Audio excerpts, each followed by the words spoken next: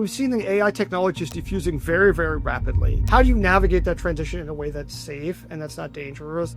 Drones or missiles or robots out on the battlefield, that's absolutely valuable. But improvements in command and control can yield dramatic improvements on the battlefield. And I think artificial intelligence has a lot of potential value in this space. The bigger limiting factor for militaries in using this technology is not going to be necessarily getting access to AI technology, but finding the best ways of using it and transforming how they operate. But let's dive into why. Today, we're speaking with Paul Scharre. Paul is the Executive Vice President at the Center for a New American Security and the author of Four Battlegrounds, Power in the Age of Artificial Intelligence.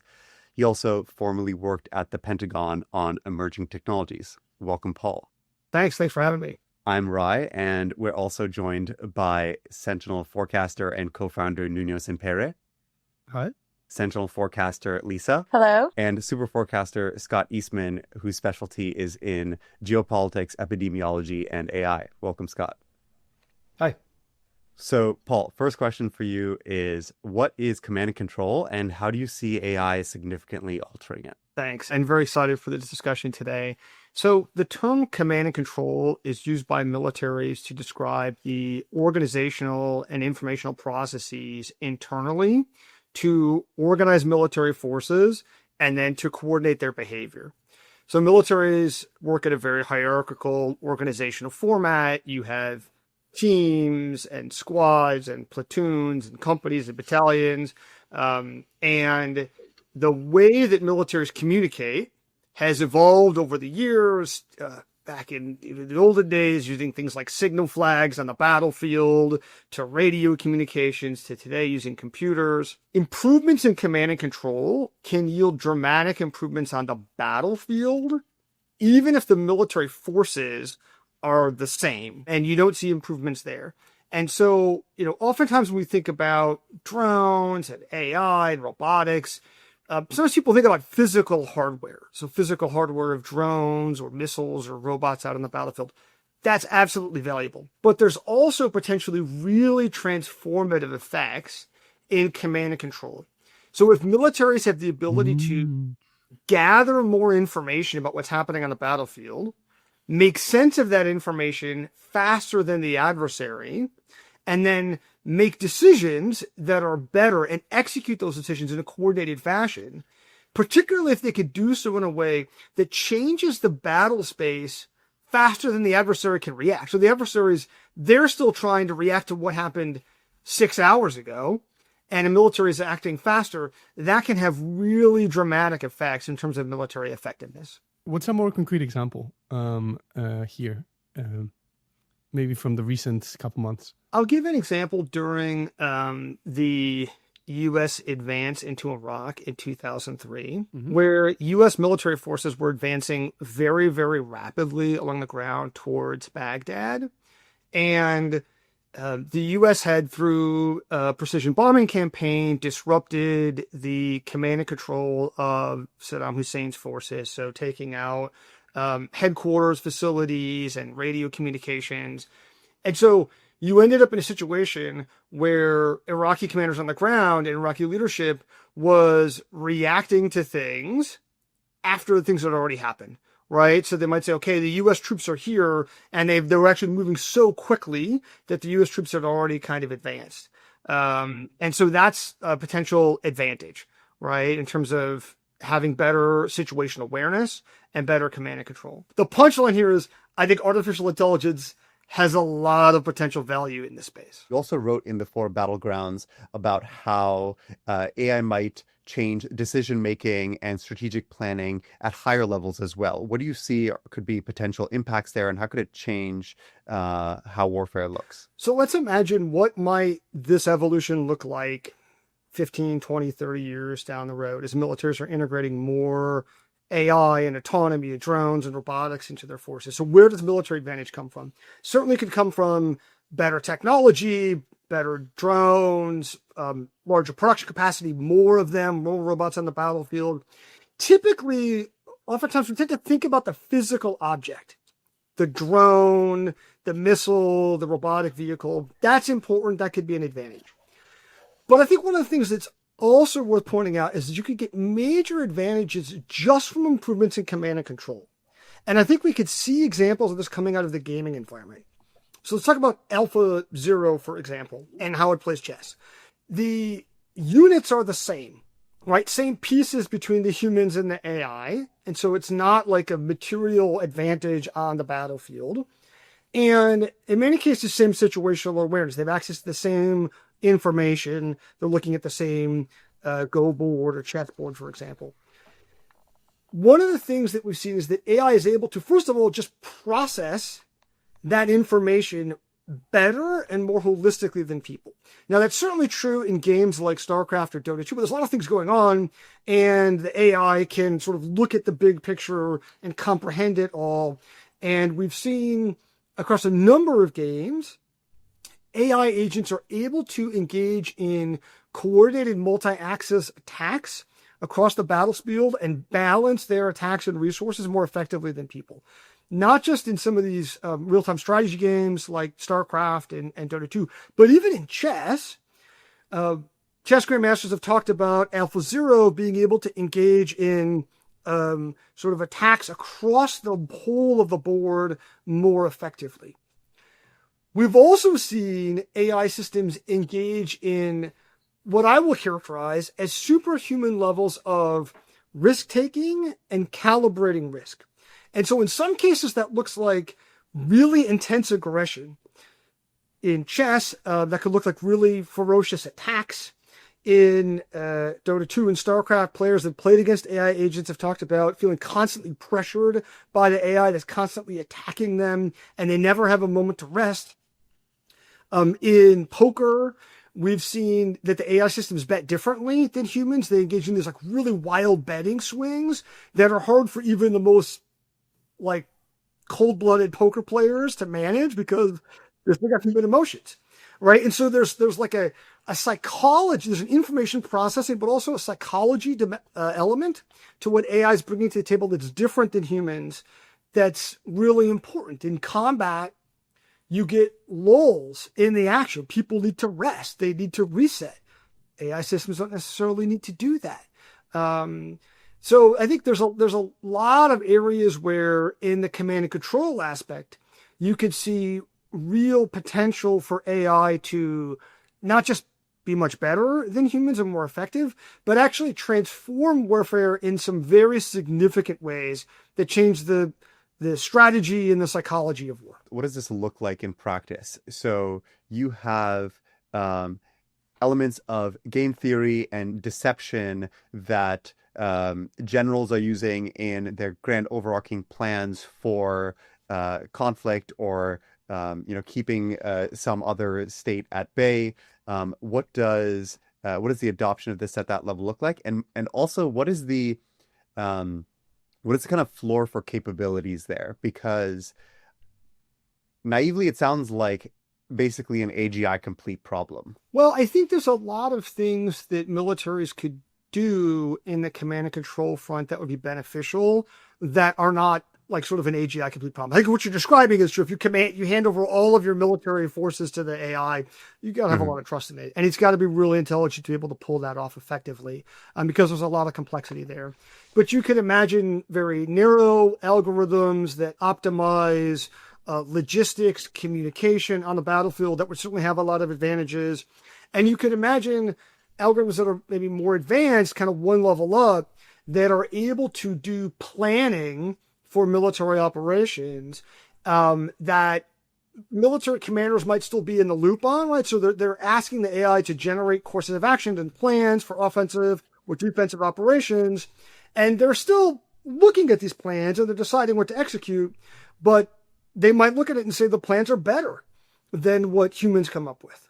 And they might decide to trust them over time. Do you have a sense for who is best positioned to gain these edges sooner rather than later? In general, obviously, militaries that are more technologically advanced have some advantages here. But we've seen the AI technology is diffusing very, very rapidly.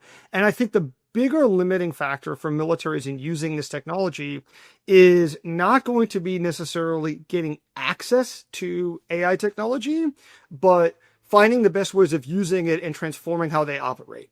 And so one of the things that comes out clearly in the history of military technical revolutions and how militaries adopt new technologies is that oftentimes what matters is not getting the technology first or even having the best technology, but finding the best ways of using it. An interesting historical example here is British innovation in carrier aviation during the interwar period between World War I and World War II, where the British military was out in front on inventing carrier aviation, but they fell behind Japan and the United States, not because the Brits didn't have access to good airplanes. That wasn't the problem. The problem was bureaucratic and cultural squabbles within the British military. And so that held them back from adopting the technology. So it's really primarily an technology adoption problem for militaries rather than often a technology creation problem. One of the things that should suggest is that militaries that are in active conflicts, like we're seeing in Gaza and in Ukraine, are going to be much more incentivized to overcome these barriers to adoption and rush to get these technologies out there and employ them. They're also getting real-world feedback on how effective they are. Whereas in peacetime, getting those feedback loops of like, does this work, can be much more challenging. So you would greatly discount like which countries have top AI labs as a factor, because you think that adoption feedback loops are way more important.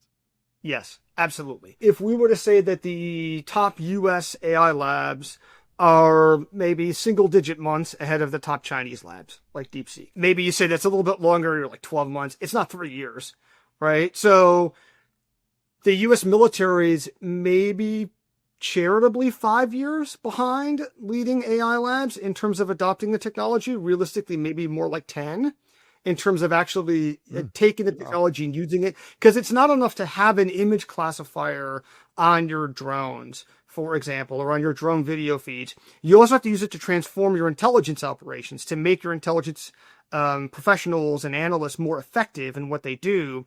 And that's a much longer process, particularly in peacetime where there aren't these competitive pressures. And so I would say that having leading AI labs in your country is, for traditional military battlefield operations, probably not the most important factor in terms of technology adoption. If you look at what, for example, Ukraine is doing with drones, they're doing things that are way more innovative and interesting than what the U.S. military is doing. And so that pressure is more important. The exception might be in certain maybe niche technologies, like maybe offensive cyber operations, where you might imagine having access to the most advanced AI systems may have big step function increases in terms of offensive cyber capabilities.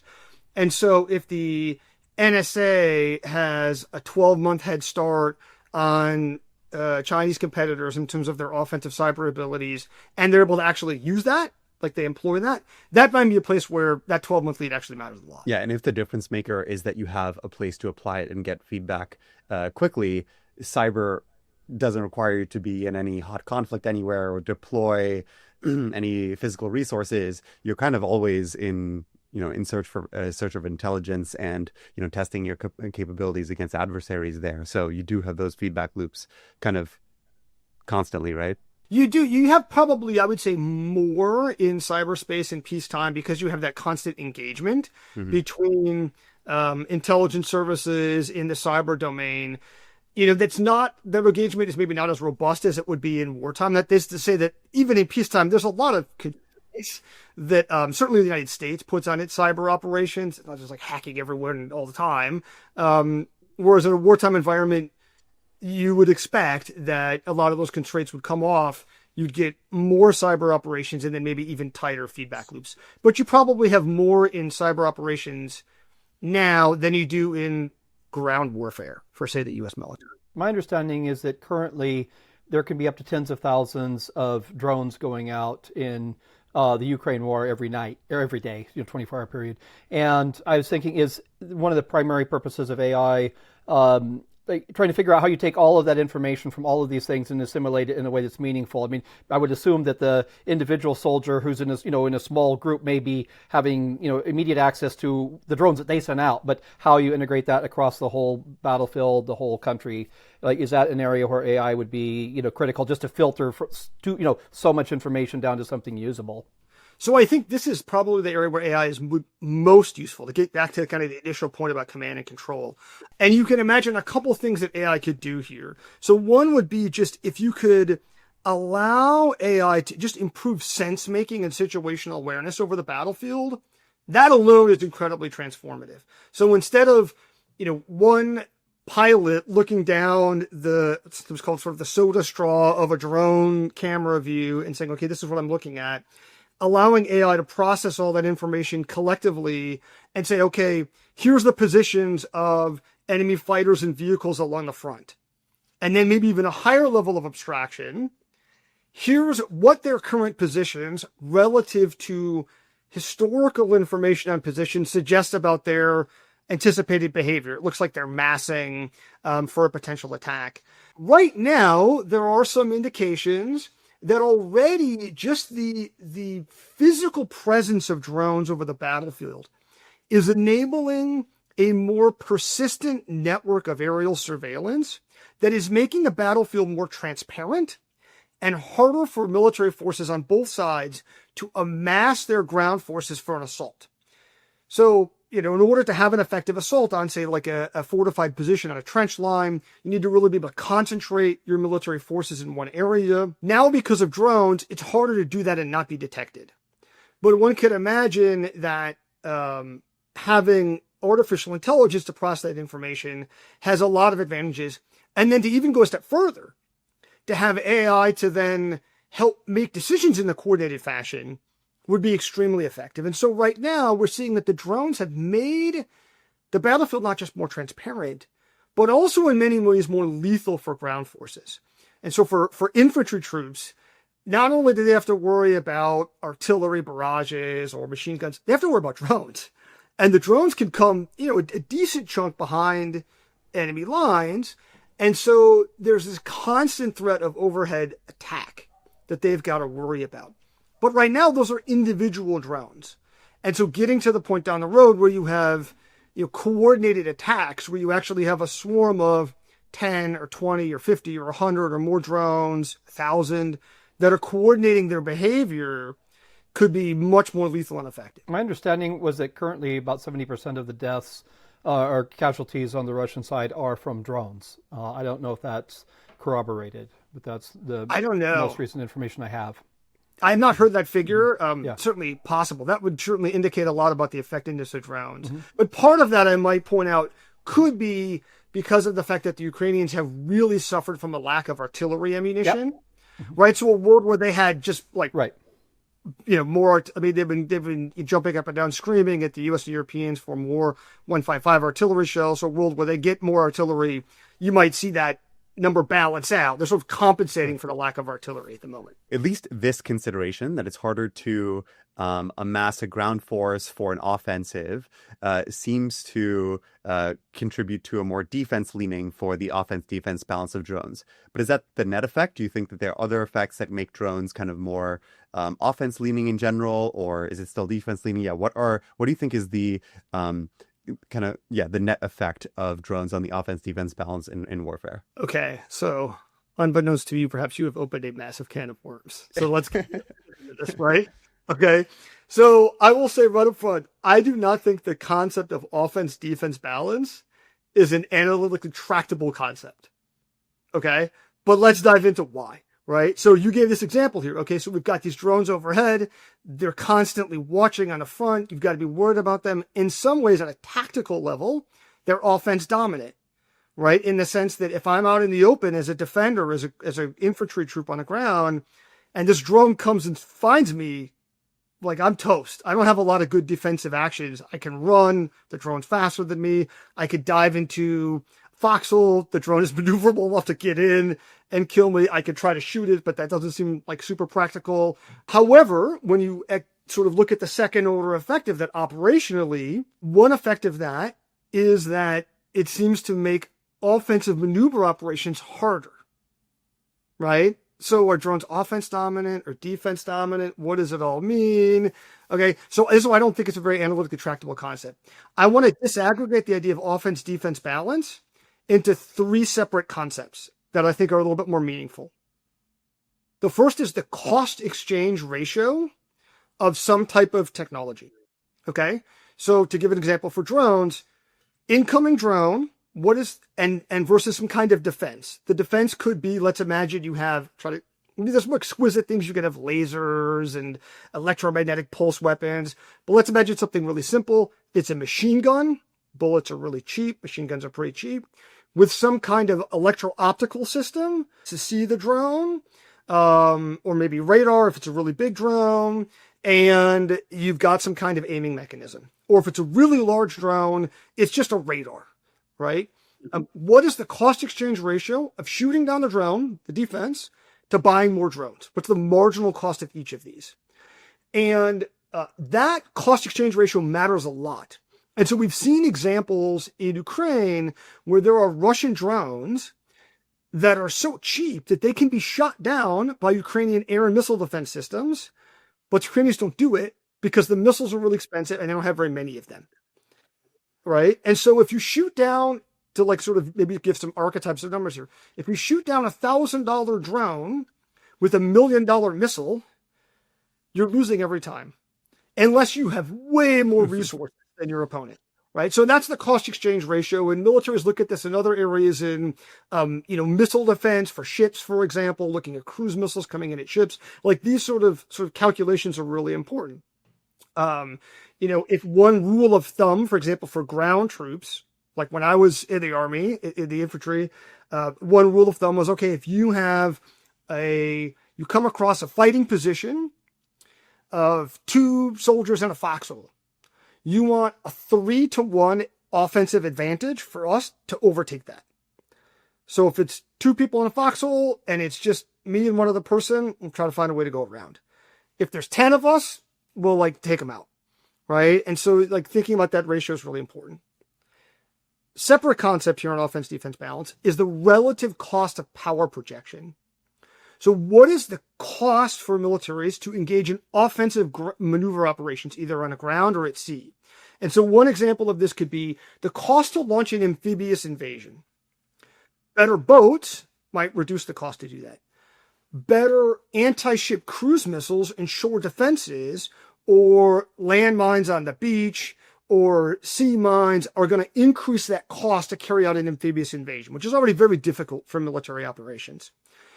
Things that sort of increase that cost of power projection are going to make it less likely for militaries to engage in these kinds of wars. And so one sort of dynamic that the U.S. military is quite seized of is a series of investments that the Chinese military has made in the Western Pacific in long-range, over-the-horizon radars, in anti-ship ballistic missiles, in cruise missiles, in long-range aircraft that make it more difficult for the U.S. military to project power into the Western Pacific, near Taiwan in particular, or near the Chinese coast.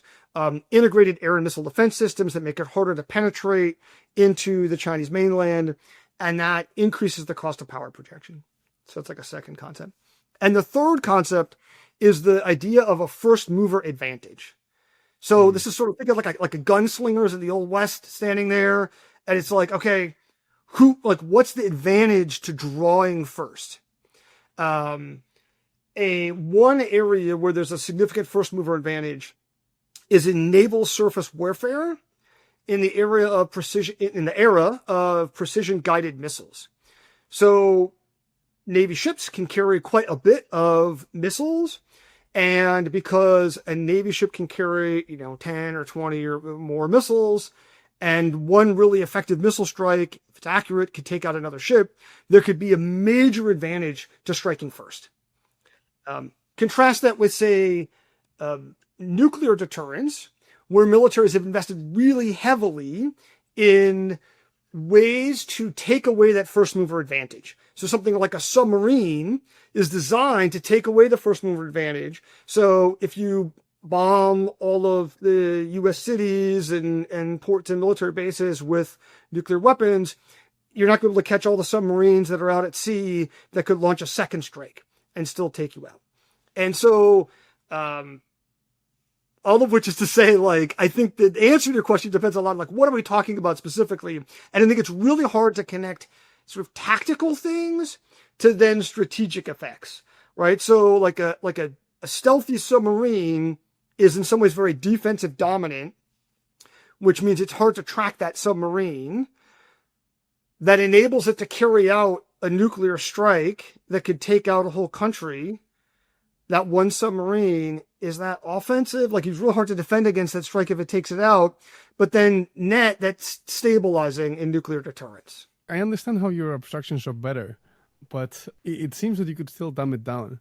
So you could say, like, if you're being invaded as a country, do you prefer, like, how does this change overall if you have drones or if you don't?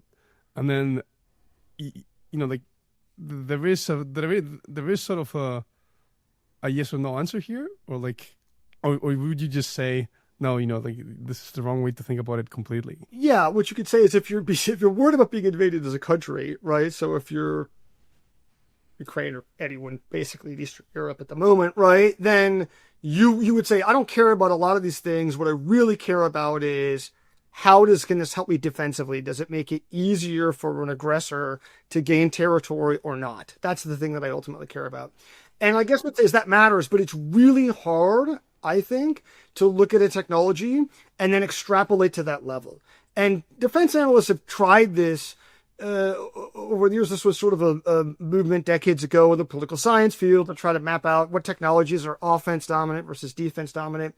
And I guess what I say is I think it's hard to do that for kind of some of these reasons, to say, like, drones are a good example here of, at a tactical level, you might say it's really hard to defend against drones. Drones are going to be offense dominant, and you're going to imagine these drone swarms, and they're overwhelming cities, and they're overwhelming defensive positions, and they're going to knock them out, and we'll be helpless against these drone swarms, and there's this new era of offensive warfare. And what we're seeing in practice is that the drones they're not the only factor. There's a lot of factors contributing to relatively static front lines in Ukraine, but the drones seem to be actually contributing to the stasis, to making it harder to amass ground forces because of this. What they've done is make the battlefield more transparent and more lethal for ground forces. Maybe the effect that I would characterize drones as partially having, and I think that as drones continue to be used in ground warfare, this will continue, would be analogous to the role that the machine gun played in World War I. And so what the machine gun did was dramatically increase lethality on the battlefield for ground troops. And so if you just look at the firing rates for machine guns, it basically enabled like 100-fold increase in the amount of bullets that a defender could put downrange in a given geographic area. And that made the traditional tactics of just advancing forward effectively impossible. And you could have other technological advancements that had sort of done this prior to that in the American Civil War, things like rifled bullets, increasing accuracy at range. But machine guns really blew this up in a dramatic way. And militaries, it took them a long time to adapt. And so you saw the killing fields on World War I, places like the Battle of the Somme and others, where it took a long time for militaries to realize that just getting everyone up over the trenches and like, let's go, was a terrible tactic. And all it did was get your attacking forces wiped out. Eventually, they adapted to this world where the environment was more lethal, and they developed a more integrated system of laying down suppressing fire with artillery and then machine guns to suppress the enemy and then maneuver to flank them. And so we saw much more effective maneuver operations by World War II. I think what we're starting to see and what will likely unfold over the next 10, 15 years is something similar happen in ground warfare because of drones.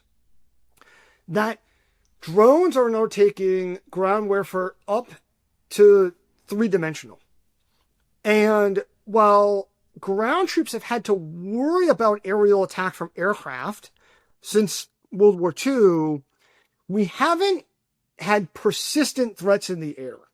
And that's a huge sea change to today, where prior to very recently, aerial threats were transient. So enemy fighters might come by, bomb your position, leave.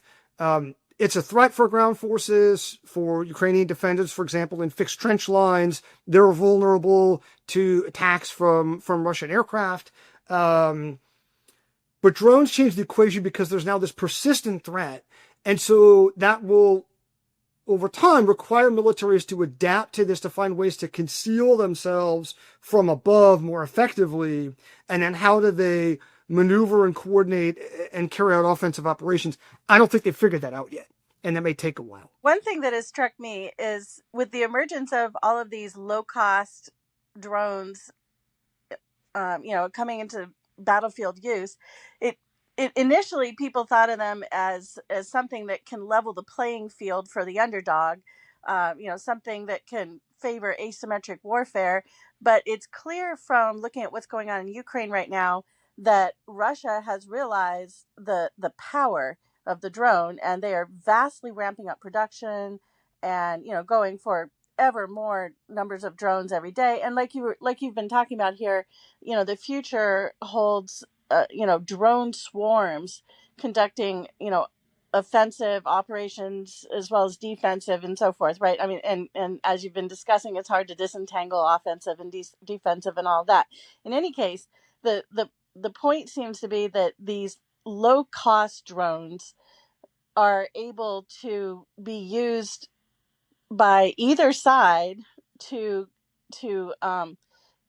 conduct really large scale operations, or I guess a better way to put it is to have a large scale effect on the battlefield. So then I have to wonder, like, where does this go? So for instance, a Russian commander a few weeks ago said that he believes that the way that whoever is going to win the war in Ukraine is going to be the side that develops the best drone anti-drones. And I'm wondering, like, where do you think that's going to go? Because if the future here is the development of ever large roles for drones, larger drone swarms, integrating vast amount of information from drones, almost certainly increasingly autonomous drones, how then are drones going to be interacting with each other more? What's the future of anti-drone technology? Because it's like you said, it's not going to be the guy there sitting there shooting down the drone with his pistol, right? How's this going to go? What do you see? Yeah, thanks. Good. That's a meaty question. There's a lot there. So let me try to unpack some of that. One thing I guess I'd say to start is that to answer the initial part of your question about who benefits more, I think that both sophisticated nation states and more medium-sized states and small states and non-state groups and lone wolves all benefit in various degrees from drones. Obviously, more sophisticated nation states can put more resources into the technology. You can think of, not all drones are created equal, right? And so there's a big difference between like small quadcopter drones that anybody can buy online for a couple $100, or you can make in a garage with do-it-yourself components, versus a large military stealth combat drone that only a handful of countries are going to be able to make. I think on net, even while more advanced militaries will be able to field more capable equipment, they'll be able to build stealth combat drones in a way that some terrorist group or some individual was not going to be able to do. And larger states, of course, will be able to produce more. They'll just have more production capacity. I think on net, it favors the less capable actors. I think they get sort of more relative uplift in terms of their relative power. And let me explain why. What drones essentially are doing is they're lowering the cost of air power. They're lowering sort of the technological barrier to air power and the actual cost of doing so.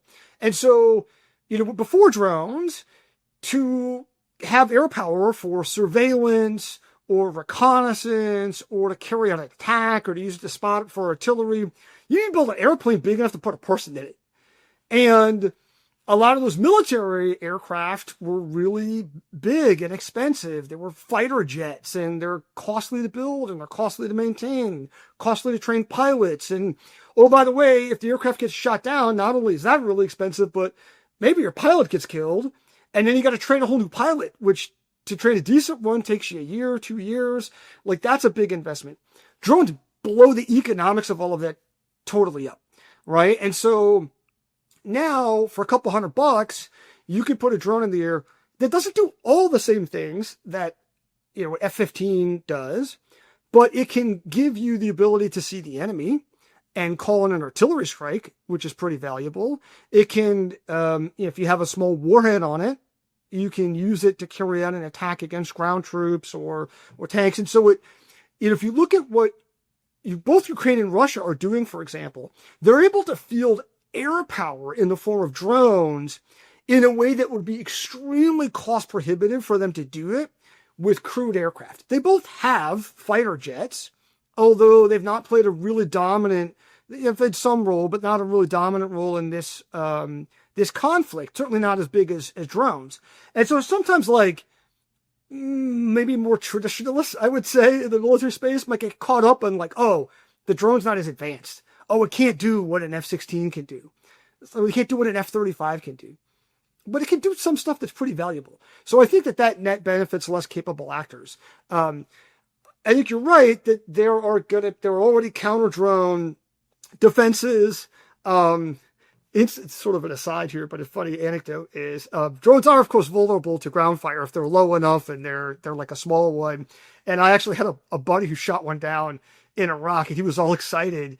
And it was like 2004, and they didn't have drones then. And I was like, it's one of ours, right? And he was like, doesn't count. I got a drone kill. Doesn't matter. I was like, it's ridiculous. It's not helpful.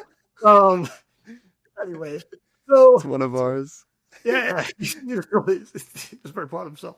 So we're already seeing more investment in counter drone technologies, and there's right now a lot of jamming going on the front lines in Ukraine because when drones are remotely piloted, that communications link to the pilot is a point of vulnerability. And so if I could jam, there's lots of ways to go after the drone, right? I could shoot the drone down. I could do that with missiles, which are expensive but might make sense for really big drones. For smaller drones, I might want to use bullets, but I've still got to find a way to find the drone and aim it at it effectively. And there are people developing systems for doing that. Things like anti-aircraft guns could still be very effective in shooting down large drones if you have good aiming systems for doing so. People are working on drones to intercept the other drones, which could be a way to do it. If I may interrupt you for 1 second here. So one thing that we've seen emerging in Ukraine is increasingly autonomous drones that at some point, they will no longer be susceptible to jamming, where they navigate by landscape feature. They don't need instructions. They don't need to communicate with a base, and they're fully autonomous. What do you do with that? It just seems like, between that and then you have all the first person view FPV drones where people use increasingly long lengths of fiber optic cable to communicate. It just seems like it's a game of cat and mouse, and the options just keep for countering drones just keep narrowing. And so you're just starting to bring up now, like the counter, the drones that attack drones. It just seems like that is going to have to be an increasingly important strategy for, approaching dealing with the drones as they become increasingly impervious to the various methods that people are developing for countering them. I guess maybe people are going to come up with even more creative ways to counter them, but it just seems like such a big issue. Sorry, go ahead. No, I think you're exactly right. These are the innovations that we're seeing, and some of them you can see sort of the direction that you see the technology evolving. So autonomy is a good example. So if the communications link is vulnerable, You jam the communications link to defend against that drone. So then you integrate autonomy into the drone to make it more autonomous.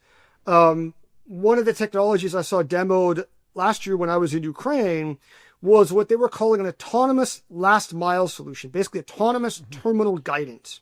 And so the human would pilot the drone and lock onto a target. And then once locked on, the human, this sort of pilot demonstrated this, at the range, literally took his hands off the controls. And once locked on, the drone follows in the target and can hit a moving target to then do the final attack. That's going to help you if there's jamming right at the last, say, kilometer or so. Right. If you get jamming deeper, maybe that's not as effective. But you could see like the next evolution of that is maybe then a drone that can just hunt over a wider area and find targets all on its own.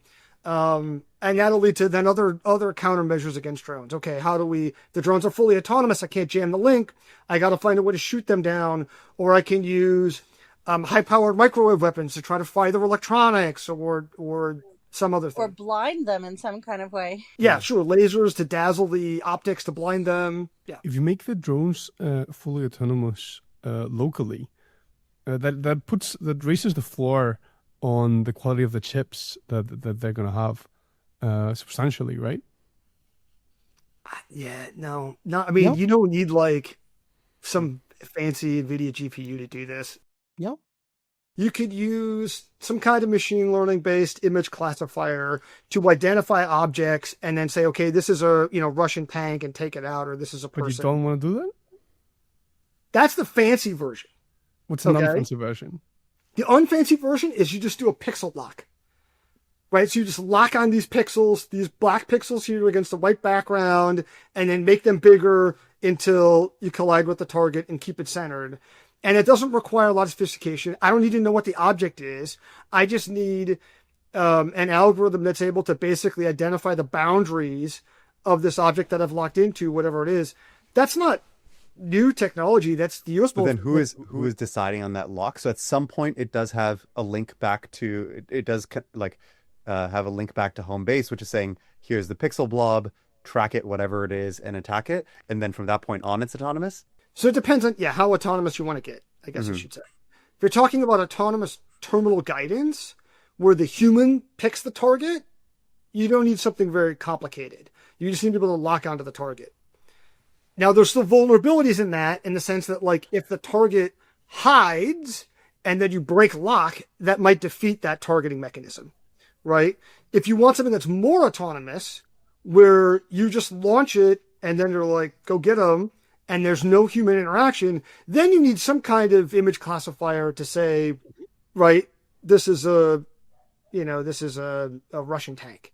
But you don't need a lot of sophistication there, right? So, it's like, then it gets down to like, okay, how much can I boil down an image classifier that has a couple key classes of objects that I care about, and how much compute do I need? And my guess is probably not actually that much for that. If you're dealing with heat signatures, probably even less. Yeah. Like if you're going after tanks, they're hot. Mm-hmm. So like, okay, it's a big hot thing out in the open. Like, get it. Yeah. And like, there's probably not a lot of false targets. Provided that you box it into where the enemy is and not your own troops, there's probably not a lot of false signatures out there. I was thinking of a problem that I think is complicated for humans, would also be complicated for AI. One of the things I'm specifically thinking about Ukraine, Russia, because in the background, there's always this threat that if things go too horribly for Russia, will they go nuclear? Be just small tactical, large, escalating, whatever. And if it's simply just a game, like a chess game of saying, I want to, win, I'm going to take more territory, whatever, then an AI could, probably certainly do better than some humans may be able to do. But like, at what point would a human get in the way and say, I'm saying the way, like it could be intentionally saying like, we don't want to go past certain points, we don't want to hit certain points, because they may create a massive political backlash or whatever that would go beyond just a tactical victory. I agree with you. I think this is an area where we should expect that it's hard for people, and people disagree on this, right? There's a lot of disagreement among security analysts and political experts about, like, okay, how much should the U.S. be willing to push Putin, for example, right? How much should we take Putin's bluster seriously? I think this is where we should expect AI to do quite poorly, but why? I think a couple reasons. One is, interestingly enough, there have been some war games that Jackie Schneider and Julia McDonald have done using large language models, where in these types of like sort of tabletop scenarios, the large language models escalate somewhat needlessly in ways that humans do, which is sort of not surprising because large language models do all sorts of bizarre, strange behavior where they're sort of playing out a narrative, playing out a script sometimes. But even in this, let's set aside like sort of the weird neuroses of LLMs. Why do we think that AI agents would probably do poorly in this? Because I don't think there's any good training data, right? So like it's not like we have good training data to say, okay, here's 10,000 instances of military conflict and escalation, and here's the ones that led to nuclear war, and here's the ones that didn't. Yeah. No. Right. None of them did. So, yeah, with the exception, except for World War II, you could say, So then, So don't worry about it. Well, that's the thing. Yeah. And like human experts look at this history of nuclear brinksmanship and come to wildly different conclusions. You have some people that are like, nuclear deterrence is really solid and really need to worry about this. And other people that are like, we've been really lucky a bunch of times and we need to stop rolling it back. Mm-hmm. So those are areas where I think we should expect the AI to do very poorly. This actually ties into the race to the bottom dynamics really well. There are so many advantages here, and there is a distribution over which these AIs are going to be trained. And there's a tension for any of the actors adopting this technology between, getting the benefits, but then also like understanding that the more, but the more power they give it, and the more they try to deploy it in potentially, unseen environments, the more likely there is to have some bad outcome that is kind of out of distribution. So, I wanted to get your thoughts on this kind of race to the bottom safety dynamics. Might we see, like, how likely is it that we see some coordination, some intentional pullback? Is the equilibrium just to go as fast as possible? Yeah, what are your thoughts there? The question kind of assumes that as you give it more power, the error rate increases, but humans also have an error rate. And so it's not clear that you do in fact get a race to the bottom, because the system might be more accurate than humans at some point. So you're framing, that's an assumption that your framing is making or something. Yeah, like we do see examples of accidents when using machine learning in military applications, right? There's adversarial examples that can fool image classifiers. These kinds of things could be deployed kind of in order to take advantage of the weaknesses of an enemy's model. Like I'm extrapolating this kind of existence that, there will be some errors in, past machine learning systems that will remain at higher levels. Yeah. Right. But the US dropped the nuclear bomb off the coast of Spain because they had this refueling, aerial refueling. This error. I mean, they didn't, more than one.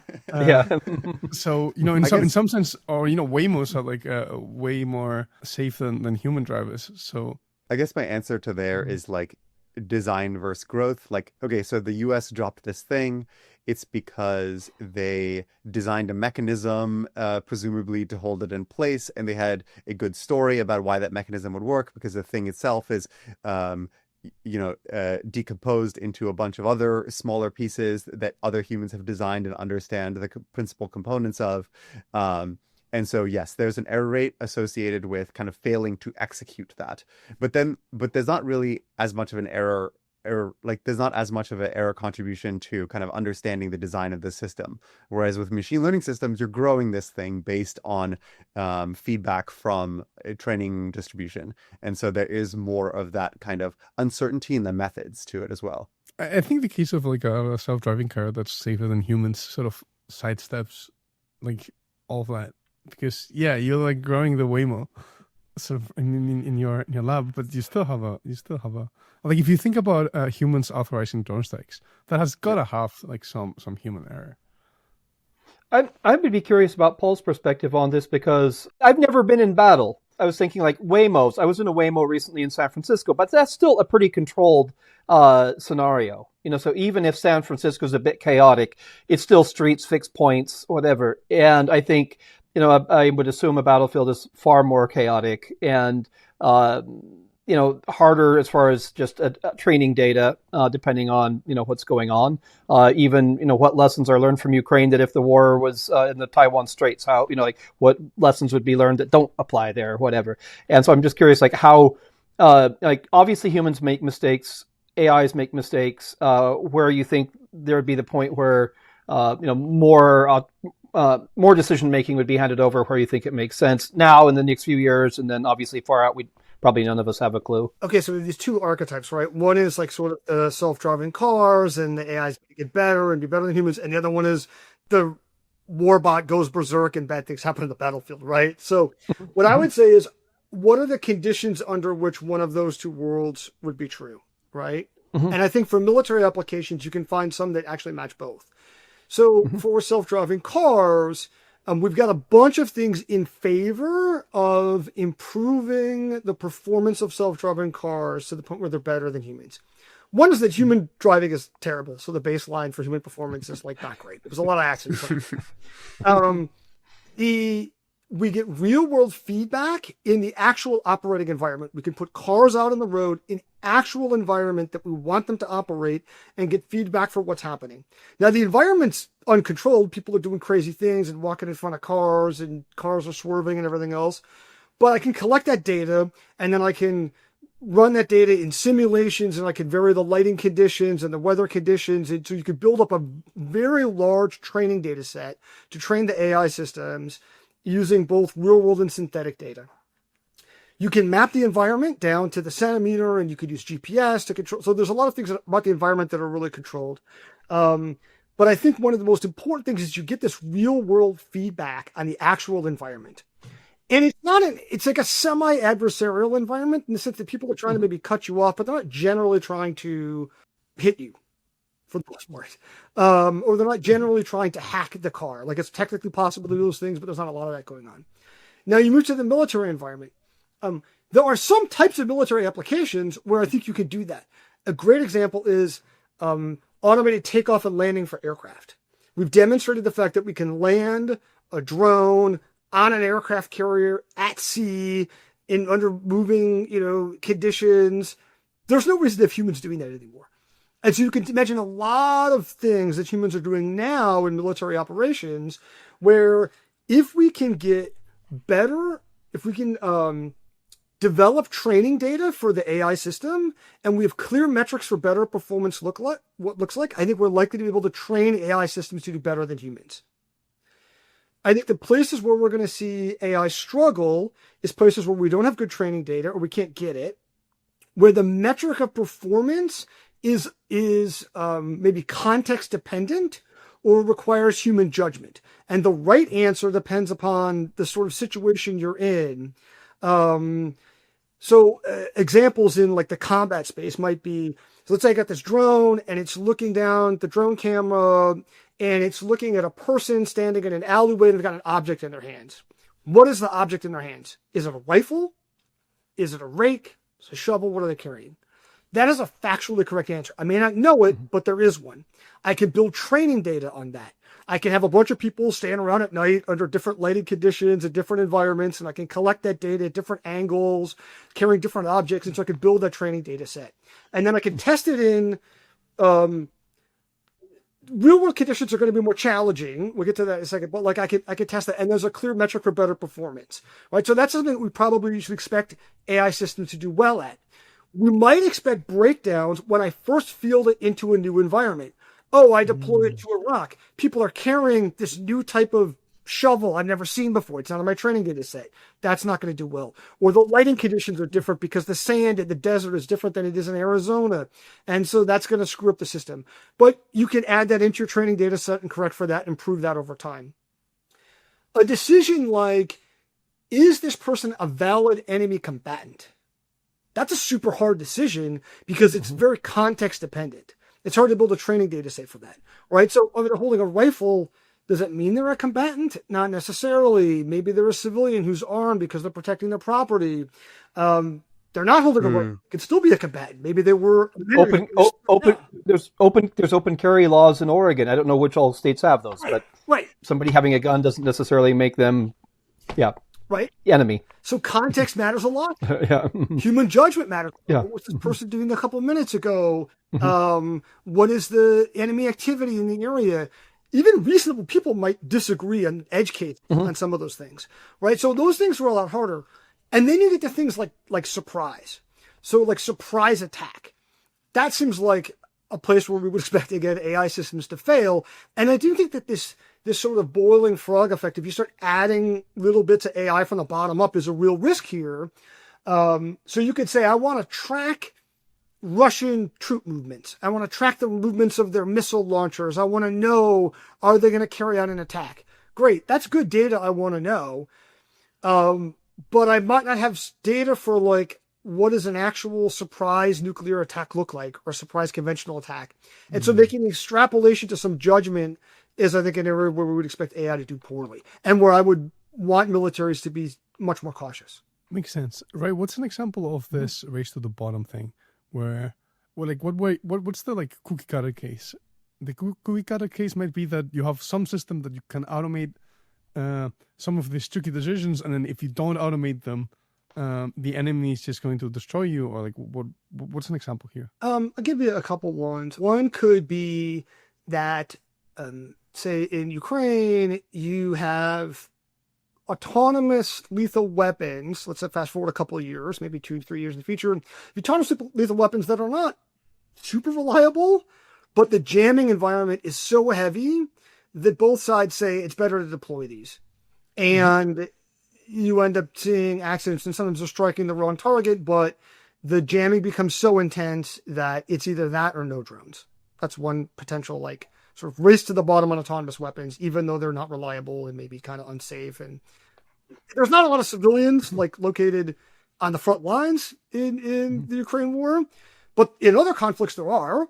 And then maybe those drones start getting used in other conflicts, and the technology gets used, and it's used in other areas where there's a lot of civilian casualties. So that's one. Another concern could be one surrounding safety. So the U.S. builds an autonomous drone boat and sends it out to the South China Sea, and it's patrolling around. And China's like, we need to get our drone boat out there. And so they deploy theirs. And then the U.S. says, well, we need to deploy a swarm of boats, and we deploy theirs. And maybe both sides cut corners on safety because they've got a race to get it out there ahead of the others. And they're not super reliable in that instance. I think for a proof of concept of this, I think we could look at what the leading AI labs are actually doing today, which is basically rushing to push product that's not reliable and safe, right? But they're trying to get ahead of competitors. So I think like that's a very real dynamic that certainly could happen. Where you see militaries saying, you know, like what's the bigger risk from a military standpoint? That I deploy this drone, this aerial drone or sea boat or some undersea drone, and it has an accident, it hits the wrong thing, it causes some problem, or that I don't deploy it and I fall behind my competitor. I'm really worried about falling behind my competitor. That's where all of the institutional incentives are for militaries. It's to stay ahead of their competitors. We've seen the importance of drones in war in Ukraine. I think we could look ahead to a potential invasion of Taiwan. What do you see as the potential for both sides there? Well, I guess we should say China versus Taiwan with drone usage. Do you have a sense of where the different capabilities are? Clearly, China is highly involved in what's going on in Russia, and they are learning lessons from what is happening there.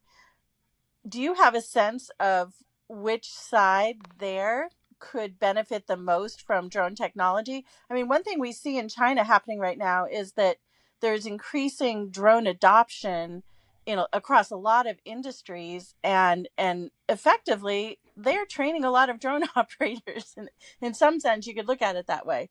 So, I wonder about that. And also, like, I wonder about the potential threats that, for instance, China could pose to the United States in a situation, if a situation were to arise with Taiwan, for instance, we know that that Chinese vessels could position themselves at our port, ostensibly civilian vessels, cargo ships, and they could have all kinds of, goodies in cargo containers, ranging from missiles to all kinds of drones. Where do you see that sort of thing going? This is a great question. And I want to start by giving a call out to a report that a colleague of mine, Dr. Stacey Pettyjohn at the Center for New American Security, wrote exactly addressing this issue, called Swarms Over the Strait, Drone Warfare in a Future Fight to Defend Taiwan.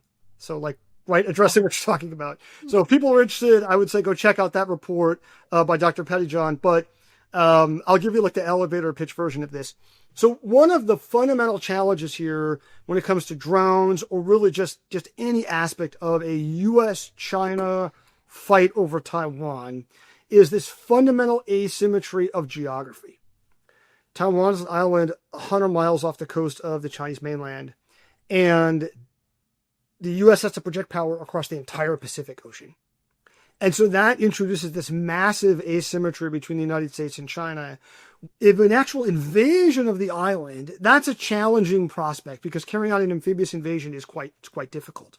But in terms of just projecting air and military power, air and naval power in and around the island, or to get onto the island, China has just this huge advantage. They've built up integrated air defense systems that are in a layered approach, right off the coastline, across the strait.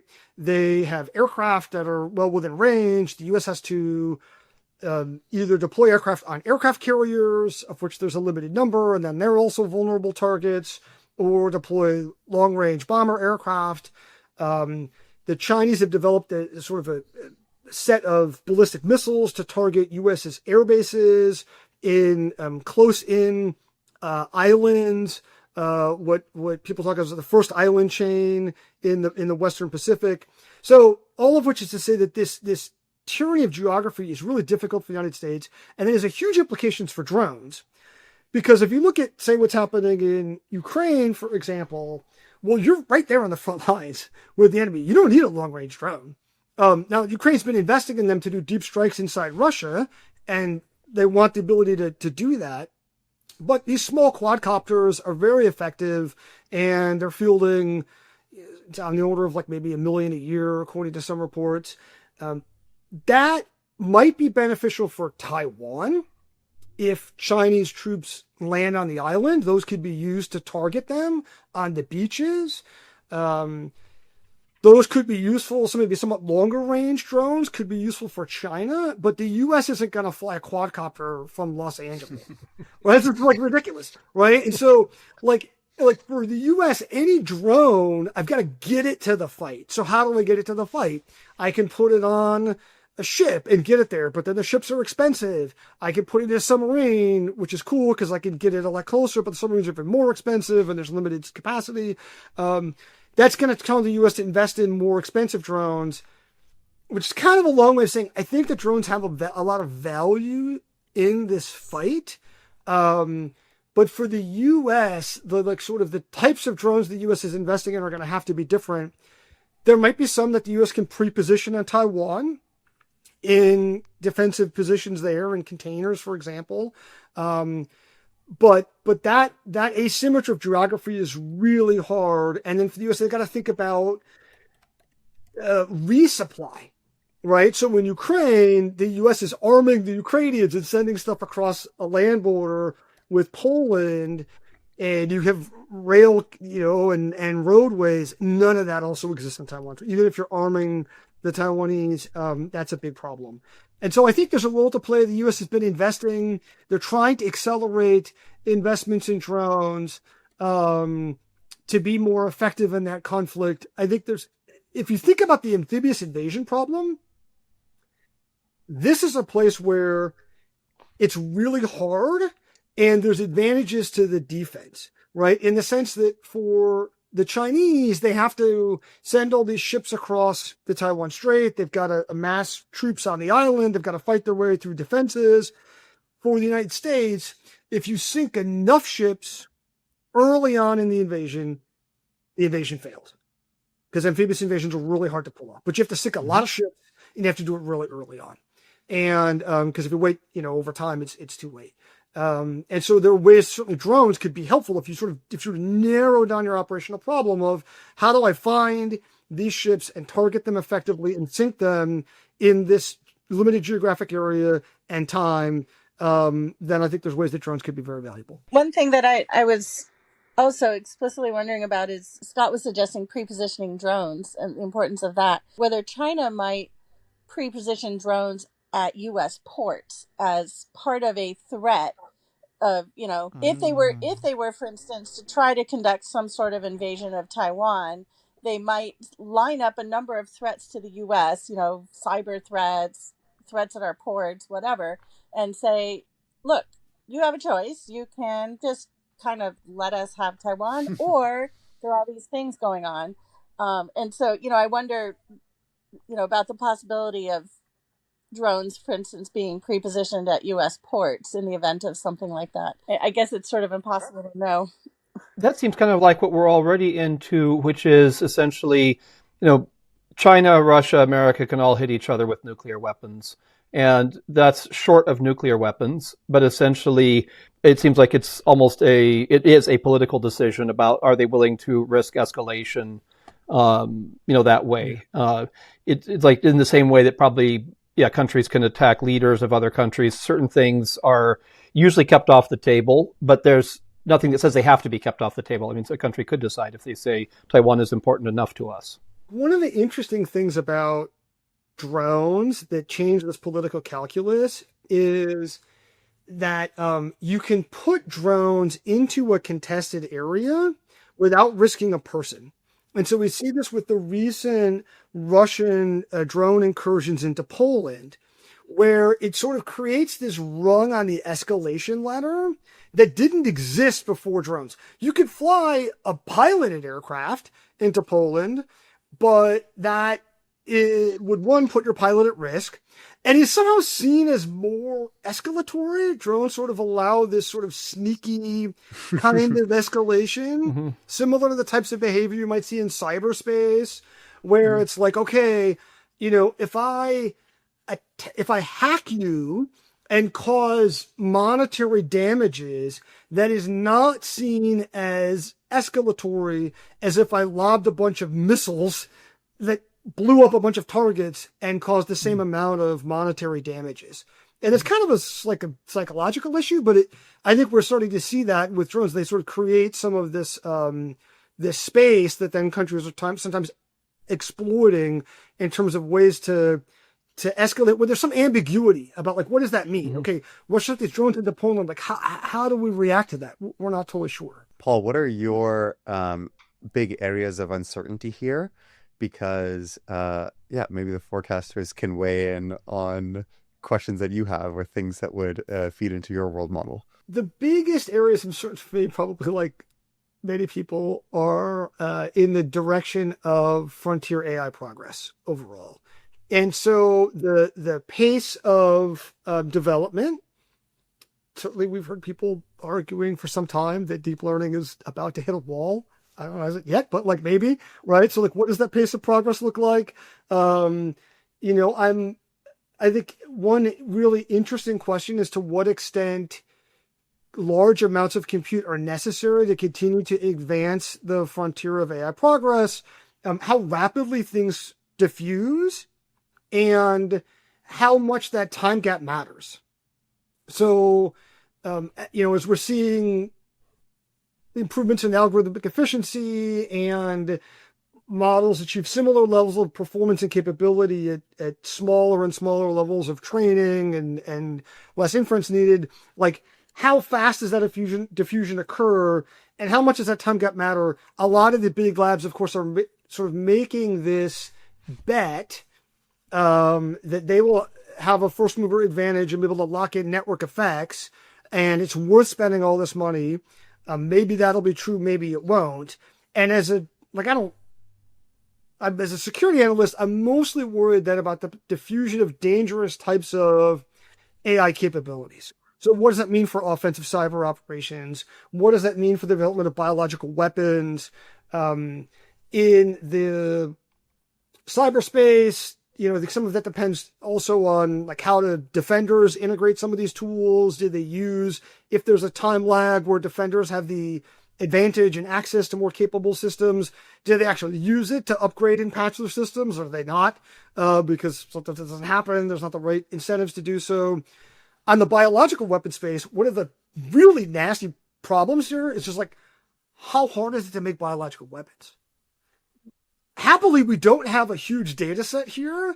And I think there's as near as I can tell, I'm not like an expert in biological weapons, but having read a little bit of literature on this, there's some contention about this, where you have some experts saying, like it's really hard to make these, and you have to keep these agents alive, and they're going to die, and it's hard to scale production. And, the Soviets invested a lot in this, and they really struggled. And then, of course, you have other people that are really worried about what AI might do in terms of enabling more sophisticated agents or uplift to less capable actors, and who might say, we're really at risk of people being able to make a lot of nasty things relatively easily. And I think we don't actually have a good sense of that. Like how much of the knowledge that's needed to make really dangerous pathogens is tacit knowledge that's not written down, and how effective would automated cloud labs be, and being able to automate some of that kind of physical knowledge, if you will. Those are things that I just don't know. And maybe one of the last things I'd say is that, like, to me, a really important question that I have no idea about is, like, to what extent do we get warning shots that people believe ahead of really bad outcomes, right? And some of the things are, like, some of the types of effects are super nonlinear. Like, we all lived through a global pandemic. That's a place where, like, you can get these really nonlinear effects with pathogens where they fizzle out, and then you get one that is transmissible enough and lethal enough to, like, millions of people are dead, right? And so you can get these, like, really, like, the tail is such that you can get these big nonlinear effects. And what does that look like for AI systems? Like, do you get warning shots ahead of really, really bad catastrophic? That's a really interesting focusing question. Conditional on a big catastrophe, have we seen one that it's at least 10 times smaller? Like that it's on the order of 10 times smaller. Yeah. I'm not sure how I would answer it right now, but I'm happy to think about it. Like, so for example, to take a sort of maybe a cartoony kind of scenario, okay, right? Like, if people have argued about, like, an AI takeover, okay? You could debate the plausibility of this, but, like, like, if an AI takeover comes as a bolt from the blue that nobody ever saw coming, that's one type of problem, versus a one where we've lived for 10 or 15 years with AI agents that are, like, running corporations and doing nefarious things and trying to take over things in a hostile manner in various ways. And we've sort of then built up societal defenses to, like, keep these agents in a box. Those are different worlds. Yeah, this comes back to something you were saying before about this some AI agents being able to display much larger aggression in a poker game. So you could imagine you delegate more capability, but then the correct chess move is to just magically escalate. I'm not sure how much I believe in that. This diffusion and adoption question is interesting. You wrote about in your book how the gulf between the private sector and the Department of Defense was really wide at one point. It became very clear to these companies that if they cooperated too closely with the defense establishment, then they could see kind of mutiny from, within their companies. And to the extent that, like, the state capacity and ability to bring these innovations to the front lines matters, have we kind of narrowed that gap since then? Like, what is your view on how we trending in that direction? So there was this sort of moment of panic in the national security community several years ago when Google discontinued their work on the Defense Department's Project Maven. It was using AI image classifiers to process information coming off of drone video feeds. And with this kind of uproar from some subset of Google employees that were vocal. Anecdotally, when I talk to people say, "Oh, it's not a majority of people," but whatever. In any case, they were vocal. They wrote a big letter, caused Google leadership to say, "We're not going to continue work on the project."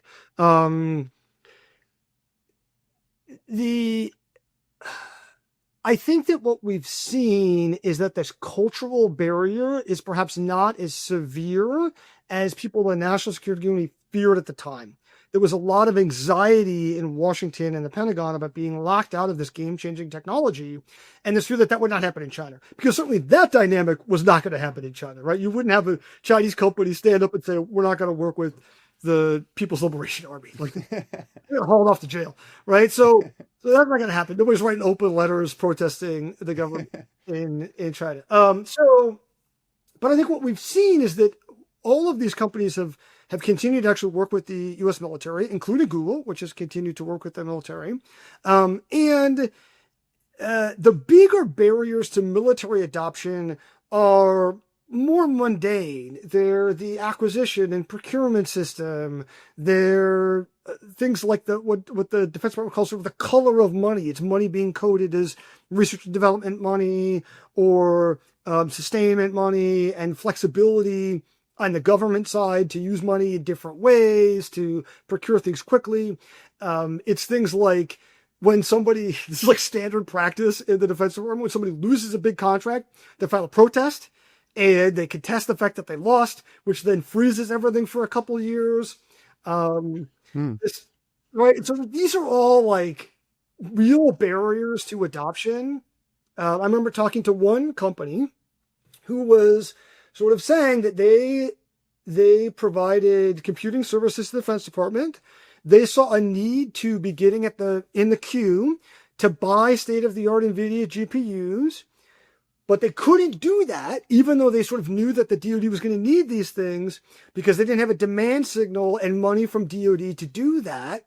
And so by the time that happened too late, like, they wouldn't be able to invest in those. And so I think those are like the much more actual barriers to DoD adoption of the technology. Interesting anecdote that blew my mind was when I was talking to people at the DoD's Joint AI Center. They were talking about this application they were trying to do to use drone video feeds from drones in California over the wildfires to build an AI application that can map the wildfires like boundaries in real time and then transmit that information to the firefighters on the ground working for CAL FIRE to say, like, here's the line, because the fire's moving, obviously. And so knowing where the fire is a really important problem for firefighters.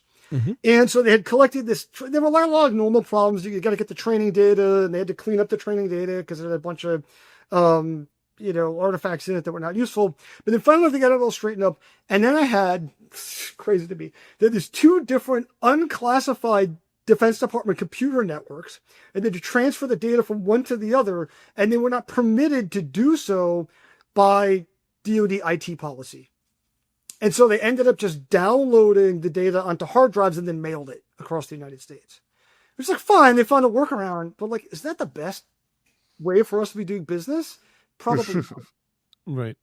Kind of a related question that has been in my mind for a while is this a good time to do a drone startup? Because I was thinking about this,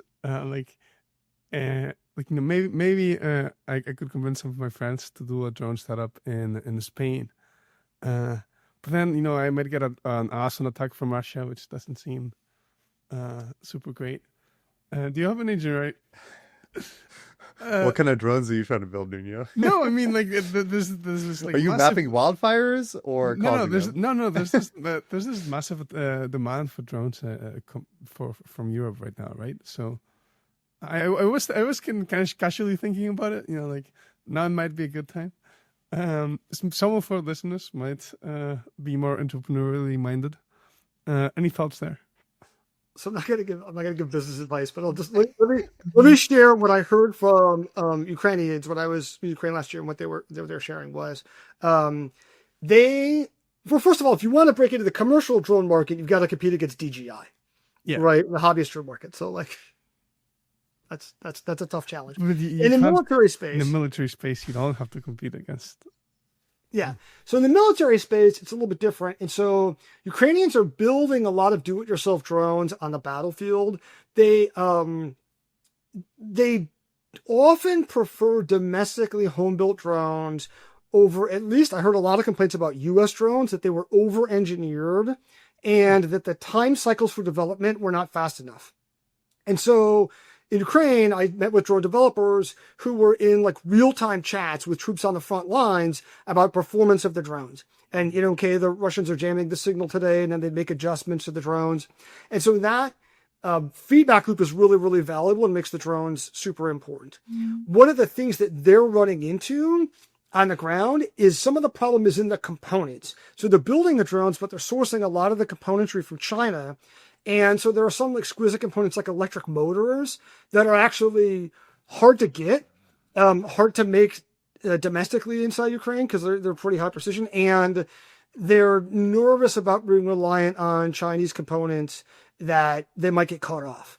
And so there's like opportunities maybe in the drone space or in the, other componentry, optics, electromagnetic warfare things like drone finding, technology. There's opportunities in the componentry. I mean, I think there's like a lot of potential opportunities in this space. You've talked to us about a whole range of possible future developments and issues and so forth. Is there anything else that you would add that you see as a potential development or risk that we aren't even thinking about today? Is there anything else that you have thought about that has been on your mind? Well, I guess one thing that I wonder about and worry about perhaps is there's sort of military dimensions of some of these risks that we've kind of chatted about. We've talked a little bit about some of the concerns that people have about the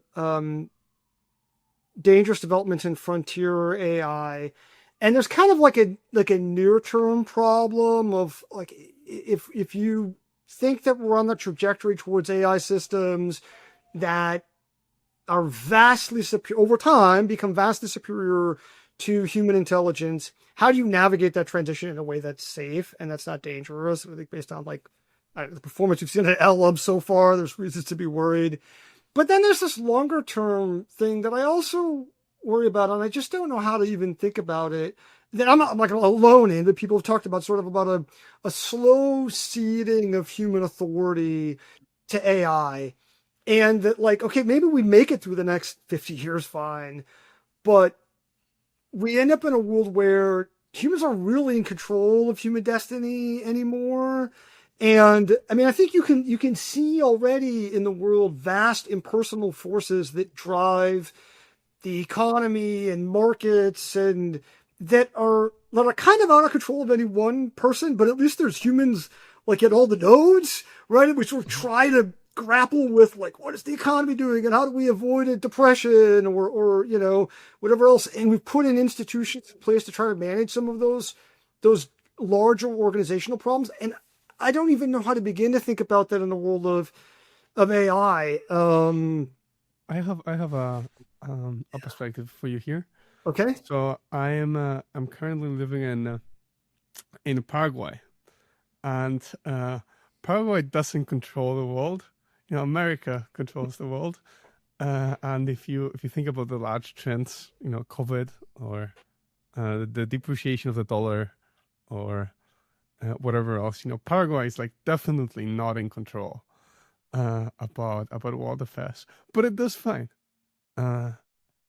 So maybe that's a possible future where the U.S. sort of like moves down the ladder, and then instead of China being the superpower, it's the cumulative agents that are deployed throughout. But if they still have because I'm still human centric, if whatever the systems are still have a human centric bias. So for Paul and the listeners, I refer you guys to the Gradual Disempowerment paper by Raymond Douglas and others, gradual-disempowerment.ai.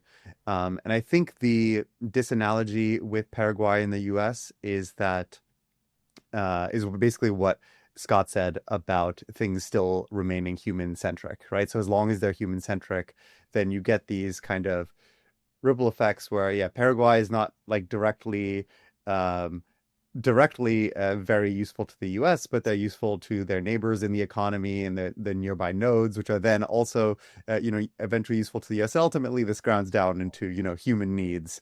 And so I don't know what Paraguay's like main exports are, but, there might be some useful things that humans care about or whatever. But as you gradually see control over the AI, right? Yes.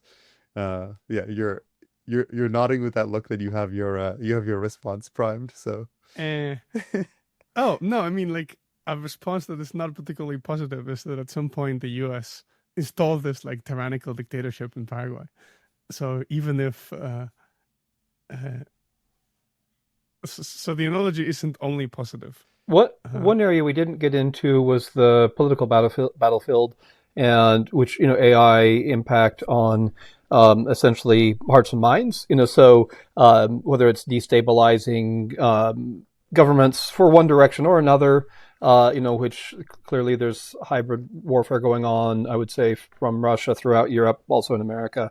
But in all sides. Obviously, they're not the only country engaged in that, but the ability to affect large numbers of people, the way that they're likely to vote, the way whether they're engaged, disengaged, how they're perceiving the government or the threats around them. So, for instance, I lived part of the time in Romania, and we had a recent election that was pretty influenced by Russia, but also perceptions of the war in Ukraine.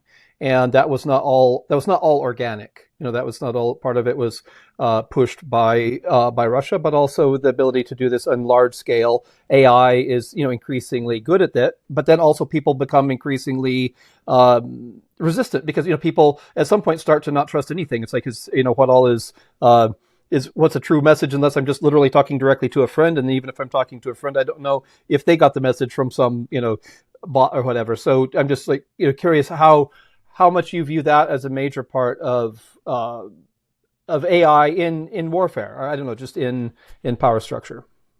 I think it's a great question. I will say from the start that I feel like my intuitions in this space are garbage. And the reason why I say this is like, when I look back at social media, I feel like I'm like, oh, I totally got that wrong. Right? Where I imagined at the outset of social media that a world where that was radically democratizing in terms of communication and enabled people to communicate and speak their ideas would be beneficial for society. And like, there are some aspects in which it is, and people's ability to record abuses of authority is great and has, in some instances, held people account. But in general, it seems clear that the social media landscape is maybe not that positive and causes a lot of, if at a minimum, destabilizing effects on just politics in general, right? In the domestic kind of political and information landscape. So I think at like the sort of micro level, you can envision a world where just like now people are getting all their information from social media, we might evolve to a world where people are getting a lot of their information from AI. That might happen really fast. Right? We could end up there in just a couple years where ChatGPT and other things become the filter through which people are seeing the world. And I think you can see right off the bat, there's lots of ways that can go south because the language models can get trapped into these weird narratives and they're perpetuating. Like if social media can trap people in a bubble, language models seem to have the ability to do that, like in these hyper miniaturized and hyper weird bubbles, right? And can encourage people towards disturbing kinds of behavior. And then, of course, just like the algorithms for social media can have sort of systemic effects, maybe have biases one way or the other, the AI systems could do that in ways that are really hard for us to maybe detect or be disruptive in society. But what that nets out to, I don't know, but it does seem like that's a real possibility going forward, and that AI could upend just information flows in society in a way that's very disruptive. And then everything else is sort of downstream of those information flows, right? Politics and culture and everything else based on how people are consuming information. Well, I think that's a great place to wrap it.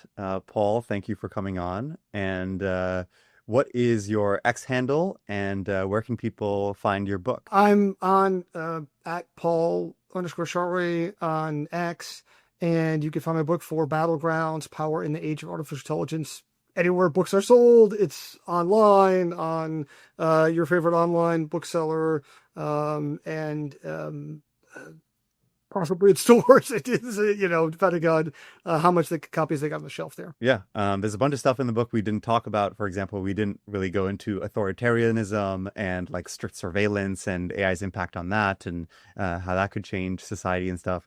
So yeah, recommend the read. I enjoyed it, and thank you, Paul, for coming on.